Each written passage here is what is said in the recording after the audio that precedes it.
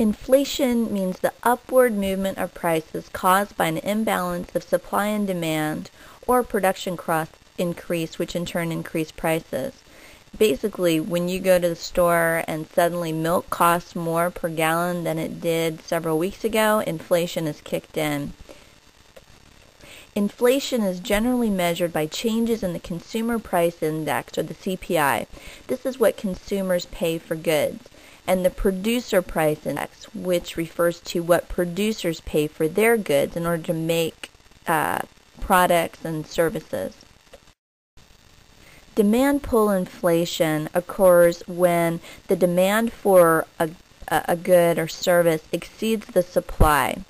You may or may not remember, but during the 1970s, at gas stations all over the nation, people were lined up around the block to try and get $5 worth of gas, because that was pretty much the maximum they could get.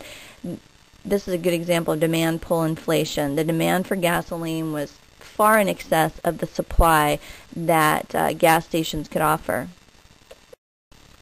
Cost push inflation happens when the cost of making a product really goes up, making the final price to the consumer fairly high. For example, if all of the instructors at the University of Alaska fought for a pay raise, the university might try and pass that cost on to the student in the form of higher tuition rates.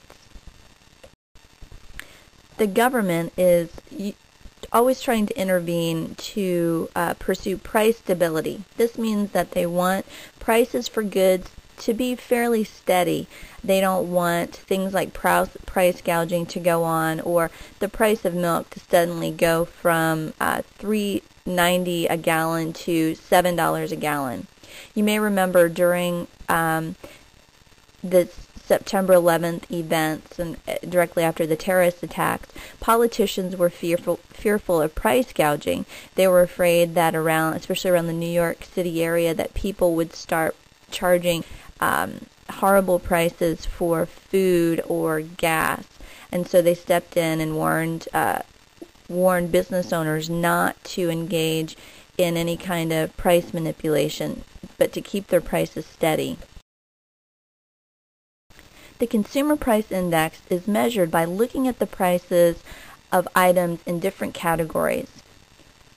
If housing comprises about 39% of what people spend, food is about 20%, transportation 20%, clothing 6%, medical care equals about 5% of what you spend, entertainment 4%, and 6% goes to other.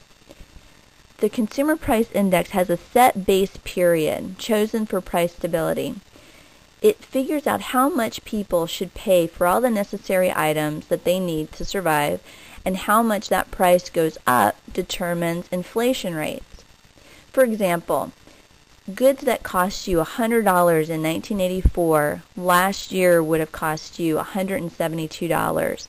What this means is if you went grocery shopping in 1982 and you bought $100 worth of food, you can imagine that same cart of food probably cost you closer to $200.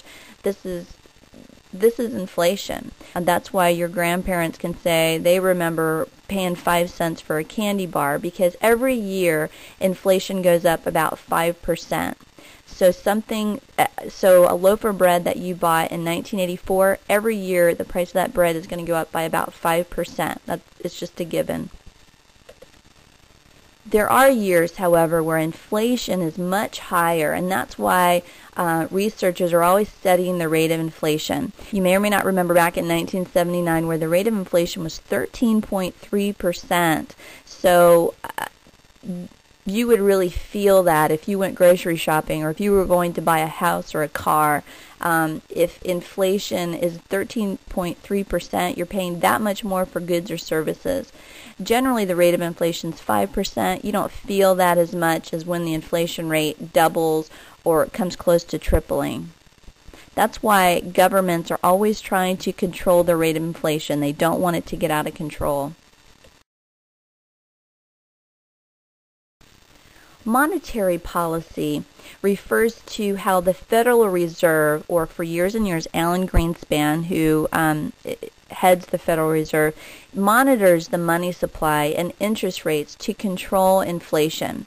When the Federal Reserve restricts the money supply or raises interest rates, the economy slows down. People spend less money.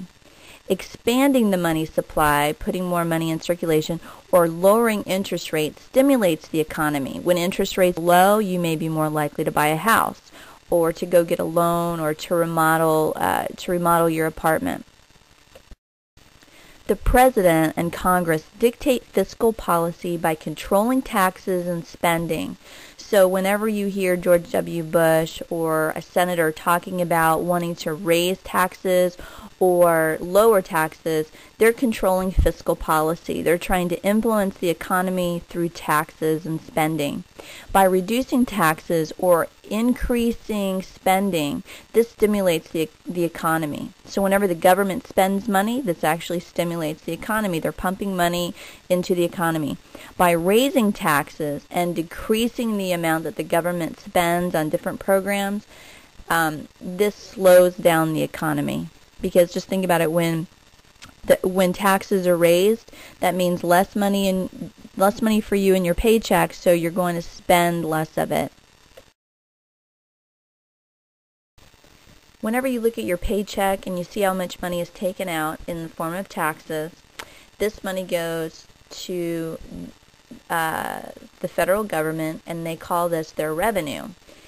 The government gets their revenue from individual income taxes, social insurance payroll taxes, corporate income taxes, excise taxes. Excise taxes refers to if you buy liquor or alcohol, that additional tax that's placed on that. And also from things like employers, Social Security. In 1998, there was finally, for the first time in a long time, a federal budget surplus. This meant that revenue exceeded spending. Basically, the government took in more money than it was spending.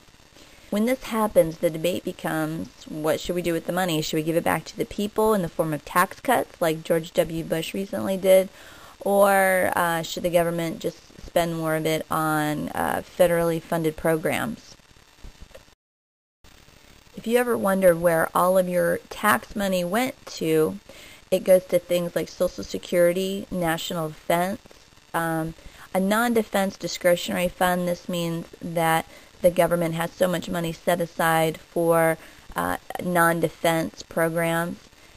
Net interest, Medicare, Medicaid, and reserve pending Social Security reform. Have you ever heard the term crowding out? This refers to when the government spends more money in areas, which in turn leads to people spending less money in those areas. For example, when the government gives money to expand public libraries, people buy less books. So Barnes & Nobles makes less money.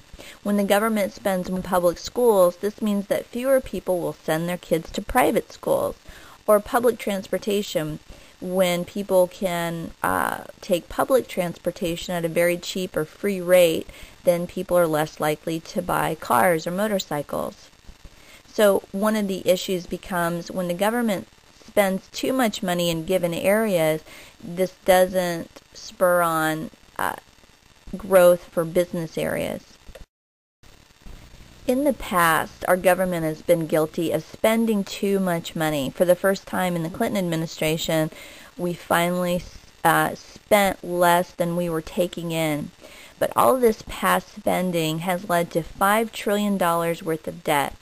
The United States borrows money from the people and businesses through things like treasury bills, notes, and bonds. These are basically IOUs that pay interest to the owners at about $360 billion a year.